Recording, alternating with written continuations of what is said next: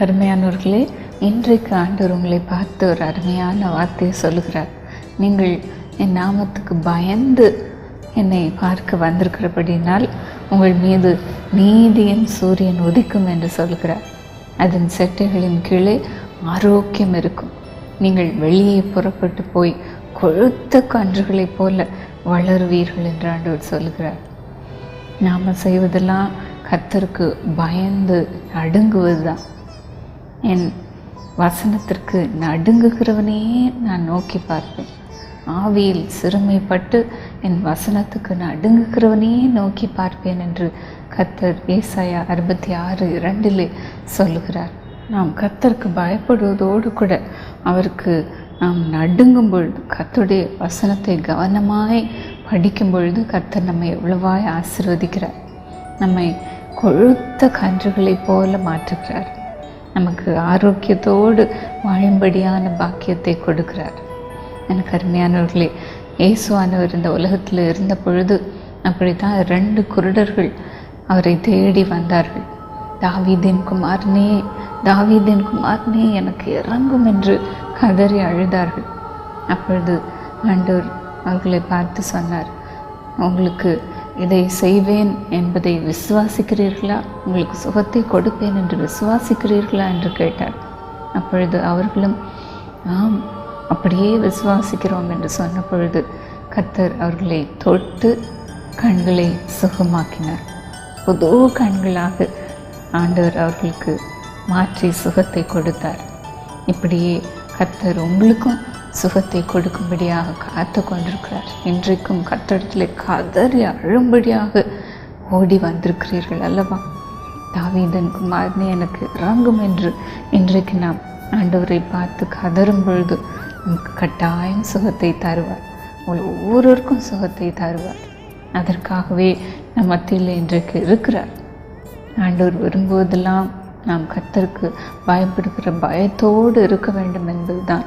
அவருக்கு பயந்து நடுங்க வேண்டும் என்பதுதான். பயந்து நடுங்க வேண்டும் என்றால் அலறிக்கொண்டு ஒரு மூலையில் ஒழிந்து கொள்வதல்ல, பயபக்தியோடு கர்த்தரை தொழுது கொள்வதை தான் ஆண்டவர் விரும்புகிறார். கர்த்தரை தொழுது கொள்ளுகிறவர்கள் ஆவியோடும் உண்மையோடும் தொழுது கொள்ள வேண்டும் என்று வேதம் சொல்கிறது. பரிசுத்த அலங்காரத்தோடு தொழுது கொள்ள வேண்டும் என்று. அந்த பயபக்தியை தான் ஆண்டவர் நம்மிடத்தில் எதிர்பார்க்கிறார். இதைத்தான் நாம் நீதிமொழிகள் 16:17 பார்க்கிறோம். வேதம் சொல்லுகிறது, தன் நடையை கவனித்திருக்கிறவன் தன் ஆத்மாவை காக்கிறான் என்று. இன்னும் நீதிமொழிகள் 19:16 நாம் பார்க்கிறோம், கட்டளையை காத்து கொள்ளுகிறவன் தன் ஆத்மாவை காத்து கொள்ளுகிறான் என்று. தன் நடையை கவனிக்கிறவன், கர்த்தருடைய கட்டளையை காத்து கொள்ளுகிறவன் ஆத்மாவிலே வாழ்ந்திருக்கிறான் என்று வேதம் சொல்லுகிறது. நாம் நிதானமாய் நடக்கும் பொழுது, கர்த்தருடைய வழியிலே நடக்கும் பொழுது பதறி துடிக்காதபடி, ஆளுக்கு முன்னால் ஆவியின் வரங்கள் அத்தனையும் பெற்றுக்கொள்ள வேண்டும் என்று நாம் குதிக்காதபடி நிதானமாக கர்த்தருக்கு பயந்து நடக்கும் பொழுது, கர்த்தருடைய கட்டளையை காத்து நடக்கும் பொழுது, அவருக்காக நாம் அடங்கி நடக்கும் பொழுது, இதைத்தான் நாம் வேதத்திலே 1 பேதுரு 5:6 பார்க்கிறோம். கர்த்தர் உங்களை ஏற்ற காலத்திலே உயர்த்தும்படிக்கு அவருடைய பலத்த கைக்குள்ள அடங்கியிருங்கள் என்று வேதம் சொல்லுகிறது.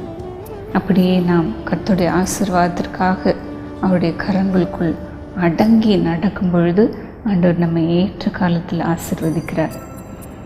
நிதானமாய் நடக்கிறவன் கர்த்தருக்கு பயப்படுகிறான் என்று வேதம் சொல்லுகிறது. நிதானத்தோடு பொறுமையோடு கர்த்தருடைய ஆசீர்வாதத்திற்காக காத்து அதை பெற்றுக்கொள்ளும் பொழுது நாம் பரிபூர்ண ஆசீர்வாதத்தை பெற்றுக்கொள்கிறோம். எனக்கு அருமையானவர்களே, அப்படித்தான் ஒருவன் வேலை தேடி தேடி ஒவ்வொரு நாடாக அலைந்தான். அப்பொழுது அவன் அமெரிக்கா தேசத்திற்கு வேலை தேடி வந்தான். அங்கு ஒரு பெரிய ஆலயம், அது காட்சி பொருளாக வைக்கப்பட்டிருக்கும். இன்னும் ஞாயிற்றுக்கிழமைகளிலே ஆராதனைகள் நடைபெறும். அங்கு அவனுக்கு ஓவியம் வரைகிற ஒரு வேலையை கொடுத்தார்கள். அதை மிகவும் கவனமாக கண்ணும் கருத்துமாக செய்து வந்தான். ஒரு நாள் உயரமான அந்த ஆலயத்தின் மேற்சுவரில் ஏறி உட்கார்ந்து கொண்டு ஓவியம் வரைந்து கொண்டிருந்தான். மேற்சுவற்றிலே அவன் நுணுக்கமாக ஓவியங்களை வரைந்து கொண்டிருப்பதை அங்கு வந்த ஒருவர் பார்த்து கொண்டே நின்று கொண்டிருந்தார். உயரமாக தொங்கிக் கொண்டிருந்தான். அந்த ஆலயத்தை சுற்றி பார்க்க வந்தவர் அவனை அழைத்து, நீ இவ்வளோ உயரத்தில் தொங்கிட்டு எவ்வளோ நேரம் ஓவியம் வரைஞ்சிட்ருக்கு, அதுவும் ரொம்ப துல்லியமாக அதை வரைய வேண்டும் என்று கவனமாக வரைந்து கொண்டிருக்கிறியே, இவ்வளோ உயரத்தில் யார் பார்ப்பாங்க, எதுக்கு இவ்வளோ கஷ்டப்பட்டு வேலை செய்கிற என்று அவனை குறை சொல்லி கொண்டே இருந்தான். ஏன் இப்படி வரையணும், ஏன் இப்படி உயர கொடுத்து வேலை செய்கிற என்று சொல்லிக்கொண்டே இருந்தான். ஆனால் அந்த மனிதனும் அதையெல்லாம் காதில் போடாமல் வரைவதிலே தன் கவனத்தை செலுத்தி கொண்டே இருந்தான். வரைந்து கொண்டே சொன்னான், யார் பார்க்குறாங்களோ இல்லையோ, ஆண்டவர் என்னை பார்த்து கொண்டிருக்கிறாரே என்று கவனமாக அதை வரைந்து கொண்டிருந்தான். எனக்கு அருமையானவர்களே, கர்த்தரும் அப்படித்தான் நம்மிடத்தில் எதிர்பார்க்கிறார். முழு மூச்சோடு நாம் ஆண்டவருக்காக உண்மையாக இருக்கிறோமா என்பதை கவனிக்கிறார். ஆங்கிலத்திலே நாம் பார்க்கும் பொழுது டீட்டெயில்ஸ் என்று சொல்லுகிறார்கள். கர்த்தருடைய காரியத்திலே நாம் அப்படி கவனமாக செய்யும் பொழுது கட்டாயம் ஆசீர்வாதத்தை பெற்றுக்கொள்கிறோம்.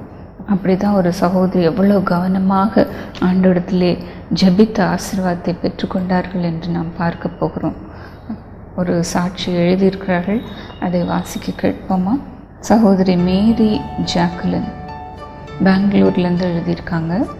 அவங்க இங்கிலீஷில் எழுதியிருக்கிறாங்க. Dear sister Evangeline Paul Dinakaran, my husband had taken loan from some people for interest.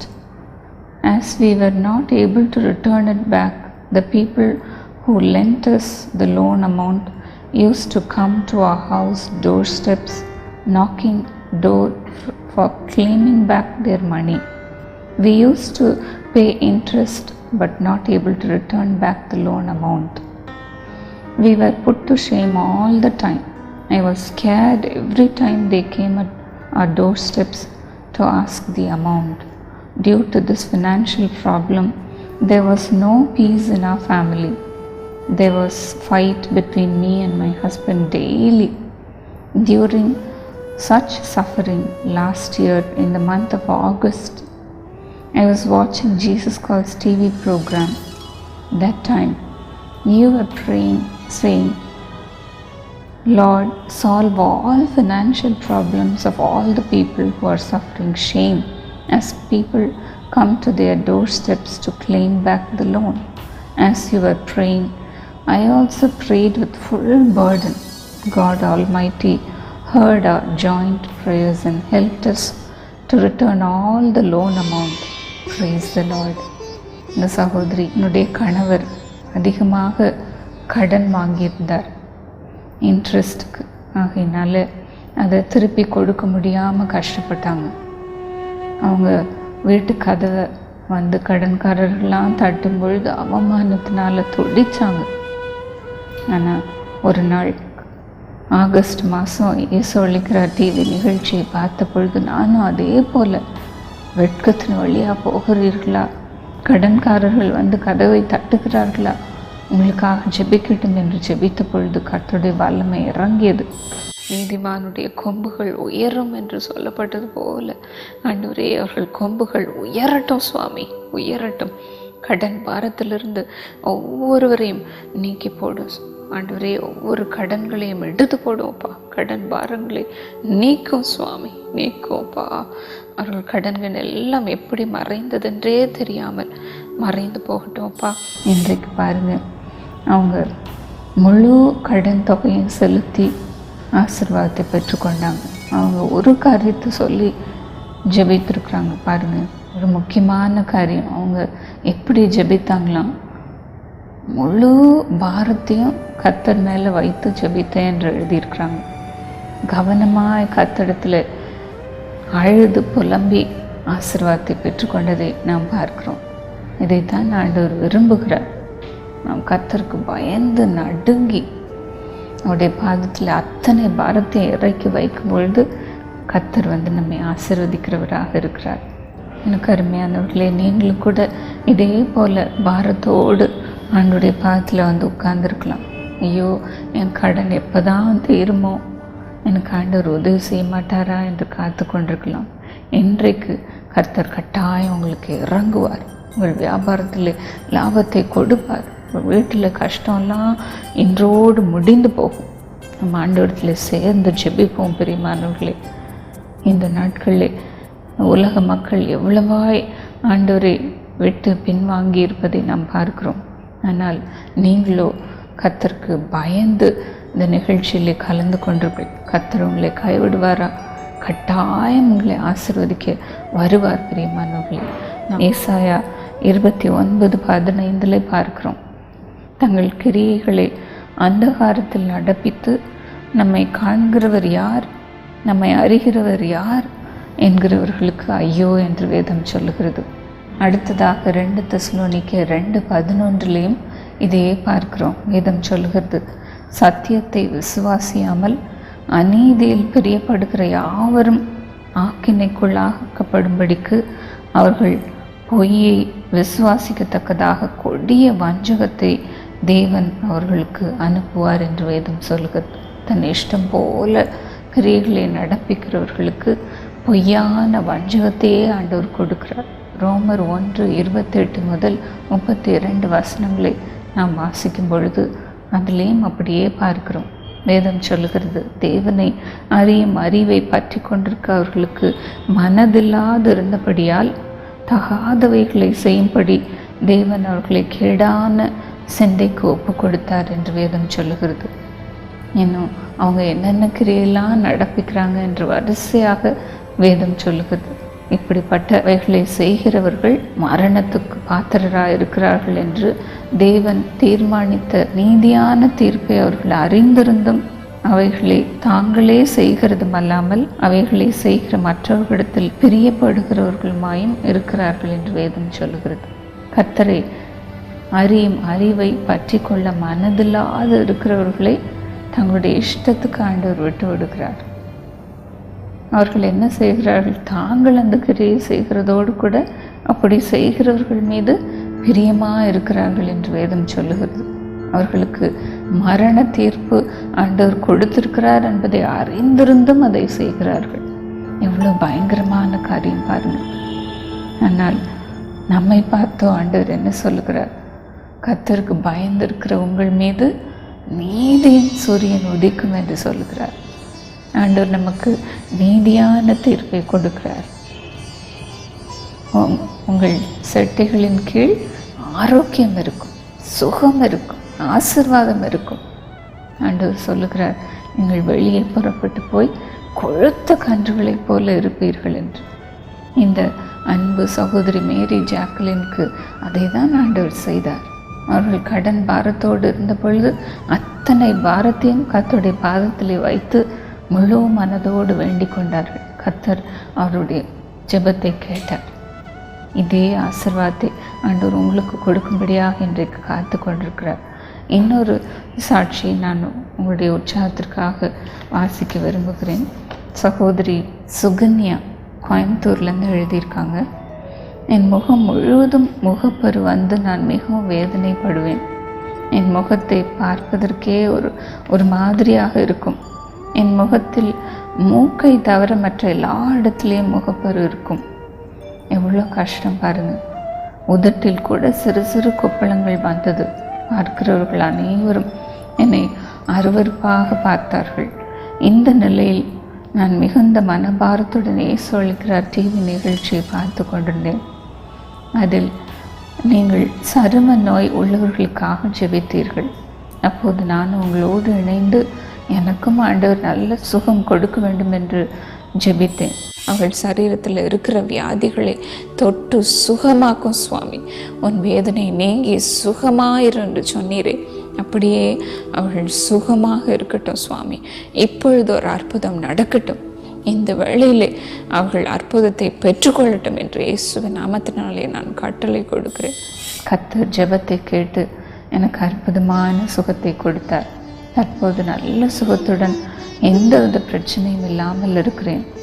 கர்த்தருக்கே மகிமைன்னு எழுதியிருக்காங்க. இந்த சகோதரியும் எவ்வளோ பாரத்தோடு இருந்திருப்பாங்க.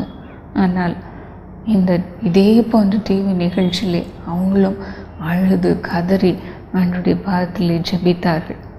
கவனமாக ஆண்டவரிடத்தில் கேட்டார்கள். அந்த ஜெபத்தை கர்த்தர் கேட்டு அவர்களுக்கு பரிபூர்ண சுகத்தை கொடுத்தார். இதே தேவன் நம் நடுவில் இன்றைக்கும் இருக்கிறார். பிரியமானவர்களே, ஆண்டவருடைய விருப்பமெல்லாம் நாம் எல்லாவற்றிலும் வாழ்ந்து சுகமாக இருக்க வேண்டும் என்பதுதான். இயேசுவானவர் பரிசுத்த ஆவியினாலே வல்லமையினாலே நிரப்பப்படும் பொழுது அவர் என்ன செய்தார்? நன்மை செய்கிறவராக, பிசாசில் அகப்பட்ட யாவரையும் சுகமாக்குகிறவராக, குணமாக்குகிறவராக தான் சுற்றி தெரிந்தார் என்று வேதம் சொல்லுகிறது. இந்த உலகத்தில் இருந்த நாட்களிலே ஜனங்களுக்கு சுகம் கொடுக்க வேண்டும் என்பது அவருக்கு அளவில்லாத ஒரு விருப்பமாக இருந்தது. இன்றைக்கும் கூட அவர் மறித்து போகவில்லை, உயிரோடு நம் நடுவில் இருக்கிறார். பிரியமானவர்களே, நமக்கு சுகத்தை கொடுக்கும்படியாக, ஆரோக்கியத்தை கொடுக்கும்படியாக, நீதியான தீர்ப்பை கொடுக்கும்படியாக நம் மத்தியில் இருக்கிறார். உலக ஜனங்களைப் போல இல்லாமல் நீங்களும் இந்த நிகழ்ச்சியை பயபக்தியோடு நடுக்கத்தோடு பார்க்கிறபடியால் கர்த்தர் உங்களுக்கு கட்டாயம் இன்றைக்கு சுகத்தை கொடுப்பார். நாம் இன்றைக்கு அவருடைய ஆசீர்வாதத்திற்காக ஜெபிப்போமா? சுகத்திற்காக ஜெபிப்போமா? கர்த்தர் உங்களுக்கு கட்டாயம் விடுதலை தருவார். இப்பொழுதும் கண்களை மூடி ஜெபிப்போம். எங்கள் அன்பு தகப்பனே, ஆண்டவரே, கடன் பாரத்தோடு இந்த நிகழ்ச்சியை பார்த்து கொண்டிருக்கிற உங்கள் பிள்ளைகளை பாரும் சுவாமி, பாரும்ப்பா. ஆண்டவரே, இஸ்ரவேல் ஜனங்கள் அடிமைத்தனத்தில் இருக்கும் பொழுது நீர் எப்படியாக அவர்களை பார்த்து ஆண்டவரே அற்புதங்களை செய்து அவர்களை எகிப்திலிருந்து வெளியே கொண்டு வந்தீர் சுவாமி. அப்படியே அதே அன்போடு முது பிள்ளைகளை இந்த நாளிலே கண்ணோக்கி பாரும் சுவாமி, பாரும்ப்பா, பாரும். அவர்கள் படுகிற பாடுகளை பாரும் சுவாமி. ஆண்டவரே, வெட்கத்தின் பாதையை பாரும்ப்பா. போதும் சுவாமி, அவர்கள் பட்ட பாடுகள் போதும், அடித்த கண்ணீர்கள் போதும், சாப்பிட முடியாமல் தவித்த நாட்களில் இருந்த கஷ்டம் போதும் சுவாமி, போதும்ப்பா. இன்றைக்கு அவர்களை இந்த கடன் பாரத்திலிருந்து வெளியே கொண்டு வரோம்ப்பா, கொண்டு வரோம். இந்த சகோதரிக்கு நீர் எப்படி உதவி செய்தீரப்பா, அத்தனை கடனையும் அடைத்து தீர்க்கும்படி உதவி செய்தீரே. அதே ஆசீர்வாத கரம் முது பிள்ளைகள் மீது நீட்டப்படுவதாக இன்றைக்கு இறங்குவீராக, இறங்குவீராக. ஆசீர்வாதத்தை கொண்டு வாரோம் சுவாமி. அவர்கள் கடனெல்லாம் எடுத்து போட்டு அவர்களை நிறைவாக ஆசீர்வதி, நிறைவாக ஆசீர்வதி. இஸ்ரவேலின் தேவனாகிய அவருடைய செட்டல்களின் கீழ் அடைக்கலமாக வந்த ரூத்துக்கு நிறைவான ஆசீர்வாதத்தை கொடுத்தீரப்பா. ஆண்டவரே, பயபக்தியோடு நடுக்கத்தோடு வந்திருக்கிற பிள்ளைகளுக்கு அந்த நிறைவான ஆசீர்வாதம் இறங்குவதாக, இறங்குவதாக, இறங்குவதாக. உமக்கு நடுங்குகிறவனையே நோக்கி பார்ப்பேன் என்று சொன்னீரே, அப்படி பாரும் சுவாமி. அவர்கள் கஷ்டத்தை பாரும்ப்பா, வேதனையை பாரும் சுவாமி. இன்றோடு அந்த கடன் தொல்லையெல்லாம் மாறட்டும், மாறட்டும், மாறட்டும். ஆண்டவரே, ஆசீர்வாதம் வரட்டும்ப்பா. பணம் அவர்களை வந்து சேரட்டும் சுவாமி. பாக்கியம் உண்டாயிருக்கட்டும்ப்பா. ஆண்டவரே, அதே போல் முகப்பருவோடு முகத்தில் இருக்கிற ஒவ்வொரு தழும்போடு இருக்கிற ஒவ்வொருவருக்காக நான் ஜெபிக்கிறேன் சுவாமி. தோல் வியாதிகள் ஒவ்வொன்றுக்காக நான் ஜெபிக்கிறேனப்பா. ஒவ்வொன்றையும் தடவி கொடுத்து சுகமாக்கும் அப்பா, சுகமாக்கும். இன்றைக்கு அவர்களுக்கு சுகம் உண்டாகட்டும், சுகம் உண்டாகட்டும். வேதனைகள் நீங்கட்டும் சுவாமி. ஆண்டவரே, தோலில் இருக்கிற ஒவ்வொரு அரிப்புகளும் காய்ந்து போகட்டும்ப்பா. சுகமாகட்டும், சுகமாகட்டும், சுகமாகட்டும். தலையில் இருக்கிற அரிப்புகள் சுகமாகட்டும். கால் பாதத்தில் இருக்கிற அரிப்புகள் சுகமாகட்டும் சுவாமி. ஆண்டவரே, அது நிமித்தமாக வேண்டாதவர்களாக தள்ளி வைக்கப்பட்டிருப்பதை நீர் அறிந்திருக்கிறீரப்பா. அந்த நிலைமைகள் எல்லாம் மாறட்டும், வெட்கம் எல்லாம் மாறட்டும். அவமானங்களை எடுத்து போடுவோப்பா. கொழுத்த கன்றுகளை போல் அவர்களை சுகமாக்கும்ப்பா, சுகமாக்கும், சுகமாக்கும். ஆண்டவரே, சரீரத்தின் ஒவ்வொரு சுகவீனங்களும் வெளியே வரட்டும், வியாதிகளும் வெளியே வரட்டும், நோய்கள் ஒவ்வொன்றும் வெளியே வரட்டும். இயேசு நாமத்தினாலே சுகம் உண்டாகட்டும், சுகம் உண்டாகட்டும்ப்பா. ஆண்டவரே, மூக்கில் இருக்கிற அடைப்புகள் ஒவ்வொன்றையும் சுகமாக்கும்ப்பா, சுகமாக்கும். ஒவ்வொரு லிவரும் சுகமாகட்டும், ஒவ்வொரு கிட்னியும் சுகமாகட்டும்ப்பா. இப்பொழுது இப்பொழுது நீர் அந்த சுகத்தை கொடுக்கிறதற்காக உமக்கு ஸ்தோத்திரம். வயிற்று வலிகள் ஒவ்வொன்றையும் நீர் சுகமாக்குகிறதற்காக உமக்கு ஸ்தோத்திரம். இப்பொழுது இந்த நிகழ்ச்சியை பார்த்து கொண்டிருக்கும் பொழுதே நீர் அவர்களுக்கு சுகத்தை கொடுக்கிறீரப்பா, கொடுக்கிறீர். அப்படி வல்லமை இறங்கட்டும், இறங்கட்டும், இறங்கட்டும், இறங்கட்டும். ஒவ்வொரு கர்ப்பங்களும் சுகம் பெறட்டும் ஆண்டவரே. ஒவ்வொரு இருதயமும் சுகம் பெறட்டும். ஒவ்வொரு முதுகு எலும்புகளும் சுகத்தை பெற்றுக்கொள்ளட்டும் இயேசுவின் நாமத்தினாலே. வலிகள் ஒவ்வொன்றையும் சுகமாக்கும்ப்பா. வேண்டாம் சுவாமி, இந்த வலிகளை எடுத்து போடும், எடுத்து போடும். கற்களினால் வருகிற வலிகள் ஒவ்வொன்றும் மறைந்து போகட்டும், கற்கள் கரைந்து போகட்டும், சுகம் உண்டாகட்டும். நீர் விடுதலை கொடுக்கிறதுக்காக நமக்கு ஸ்தோத்திரம்ப்பா, ஸ்தோத்திரம் சுவாமி. ஆண்டவரே, அற்புதங்களை நீர் செய்து கொண்டே இருக்கிறீரப்பா, அதிசயங்களை நீர் செய்து கொண்டே இருக்கிறீர். ஆண்டவரே, அவர்கள் வியாதி படுக்கையில் இருந்தவர்களை எழுப்போம் சுவாமி, எழுப்போம்ப்பா, எழுப்போம். அந்த பிள்ளைகள் சாகக்கூடாது சுவாமி. சுகத்தை தாரோப்பா, சுகத்தை தாரும் சுவாமி. இந்த நேரத்தில் செயல்படாத ஒவ்வொரு உறுப்புகளும் செயல்படுவதாக, செயல்படுவதாக. இப்பொழுது உடைய வல்லமை இறங்குவதாக, இறங்குவதாக, இறங்குவதாக. மருந்துகள் கொடுக்காத சுகத்தை உம்முடைய கரம் கொடுக்கட்டும் சுவாமி, சுகத்தை கொடுக்கட்டும்ப்பா. வல்ல கரம் ஒவ்வொருவருக்கும் சுகத்தை கொடுக்கட்டும், அற்புதத்தை கொடுக்கட்டும், அதிசயங்களை செய்வீராக. ஒவ்வொரு பிசாசுகளும் அவரிடத்திலிருந்து வெளியே புறப்பட்டு வருவதாக, வருவதாக, வருவதாக. ஒவ்வொரு பிசாசுகளின் கட்டுகளையும் நான் அறுத்து நரகத்திற்கு எறிகிறேன். ஒவ்வொரு விடுதலை பெற்றுக்கொள்ளட்டும், விடுதலை பெற்றுக்கொள்ளட்டும், விடுதலை பெற்றுக்கொள்ளட்டும். நம்முடைய பரிசுத்த ஆவியினால் நிரம்பட்டும் சுவாமி, நிரம்பட்டும், நிரம்பட்டும். ஆசீர்வாதங்களினால் நிரம்பட்டும். இயேசுவின் நாமத்தில் ஜெபிக்கிறோம் நல்ல பிதாவே, ஆமென். எனக்கு அருமையானவர்களே, இன்றைக்கு எவ்வளோ விசுவாசத்தோடு நாம் ஜெபித்தோம். அதை கர்த்தர் கட்டாயம் கனம் பண்ணியிருப்பார் என்று நான் நம்புகிறேன். உங்களுக்கு ஆண்டவர் சுகத்தை கொடுத்திருக்கிறார், விடுதலையை கொடுத்திருக்கிறார், அற்புதத்தை செய்திருக்கிறார். இந்த ஆண்டவரை நன்றியோடு நாம் எப்படி துதிக்க முடியும்? கர்த்தருக்காக நாம் எழும்பி பிரகாசிக்க முன் வரும் பொழுது, பயபக்தியோடு நம்மையே ஒப்பு கொடுக்கும் பொழுது ஆண்டவர் நம்மை ஆசீர்வதிக்கிறார். இயேசு அளிக்கிறார், ஊழியத்திலே ஜெப வீரர்கள் நமக்காக 24 மணி நேரமும் ஜெபித்து கொண்டிருக்கிறார்கள். இதே போல் நானும் ஜெப வீரராக இருக்க வேண்டும், கர்த்தருக்காக உழைக்க வேண்டும் என்று விரும்புகிறவர்கள் வந்து ஜெப கோபுரத்திலே ஜெபிக்கும்படியாக உங்களை அன்போடு நான் கேட்டுக்கொள்கிறேன். மற்றவர்களுக்காக நாம் ஜெபிக்கும் பொழுது நம்முடைய கண்ணீரை ஆண்டவர் துடைக்கிறார், நமக்கு சுகம் உண்டாகும்படி செய்கிறார்.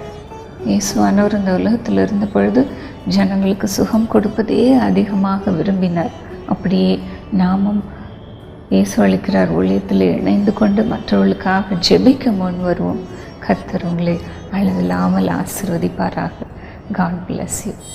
இந்த நிகழ்ச்சியின் மூலம் ஆசீர்வாதங்களையும் அற்புதங்களையும் பெற்றுக்கொண்ட நேயர்களே, உங்களது கருத்துக்கள், இந்நிகழ்ச்சியின் மூலம் இறைவன் உங்களுக்கு செய்த அற்புதங்கள் மற்றும் உங்கள் பிரார்த்தனை தேவைகள் எதுவாக இருந்தாலும் உங்களின் தெளிவான முகவரி, தொலைபேசி எண், பங்காளர் எண்ணோடு சேர்த்து எங்களுக்கு எழுதி அனுப்ப மறவாதீர்கள். உங்களுக்காக டாக்டர் பால் தினகரன் அவர்கள் ஊழியத்தின் நிமித்தம் உலகில் எங்கிருந்தாலும் உங்கள் கடிதங்களை நேரடியாகவோ அல்லது இன்டர்நெட் மூலமாகவோ பெற்றுக்கொண்டு உங்களுக்காக இறைவன் இயேசுவிடம் பாரத்தோடு மன்றாடி அவர் தரும் பதிலை உங்களுக்கு எழுதி அனுப்புவார்கள். நீங்கள் எழுதி அனுப்ப வேண்டிய முகவரி: இயேசு அழைக்கிறார், ஜெப கோபுரம், எண் 72, ராஜாஜி சாலை, பாரிமுனை, சென்னை 1. மட்டுமல்ல, இயேசு அழைக்கிறார் ஊழியத்தின் புதிய வெளியீடுகளாகிய டிவிடிக்கள், புத்தகங்கள் மற்றும் ஆடியோ சிடிகளை நீங்கள் பெற்றுக்கொள்ள உங்கள் செல்போனில் PRD என்று டைப் செய்து 909-409-9977 என்ற தொலைபேசி எண்ணிற்கு உங்கள் பெயரோடு சேர்த்து SMS அனுப்புங்கள். எங்கள் வெளியீடு உங்களை வந்தடையும்.